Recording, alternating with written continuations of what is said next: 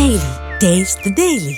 அண்ணாமலை அவர்கள் தன்னுடைய இருப்பை வெளிப்படுத்துவதற்காக, அது குறிப்பாக பத்திரிகையாளர்கள் எப்பவுமே ஒரு அவருடைய பெயர் வரணும் அப்படின்னு ஏதாவது வாய்க்கு வந்த செய்தியெல்லாம் பேசிட்டே இருக்காரு. நேற்று நம்முடைய துணை முதலமைச்சர் ஒருமையில அழைத்தாரு. இங்கிதம் தெரியாதவர், நாகரிகம் தெரியாதவர், என்ன ஐபிஎஸ் அதிகாரி படிச்சாருன்ற தெரியல. அது மாதிரி இன்னைக்கு இதை தொடங்கியிருக்காரு. ஆகவே அவருடைய இருப்பை அவருடைய கட்சியில நான் ஒரு முக்கியமானது என்பதை அவர் கட்சிக்காரர்கள் காமிக்கிறதுக்கு ஏதாவது செய்யறாரு. நிச்சயமா இதெல்லாம் ஒன்றும் ட்ரெண்டிங் ஆக போறது இல்லை.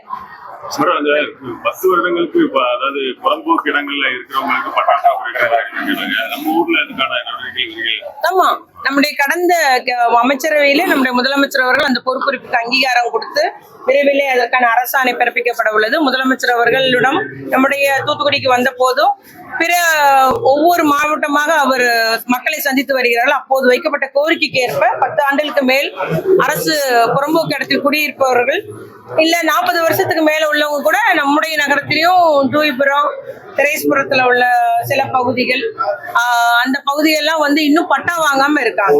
சோ அவர்களுக்கு குடியிருப்பு நீண்ட காலம் குடியிருந்து வர்றாங்க. அதனால அவர்களுக்கு அந்த குடியிருக்கும் அந்த மனைகளுக்கு ஒரு உரிமை வழங்குவதற்காக முதலமைச்சர் உத்தரவிட்டிருக்காங்க.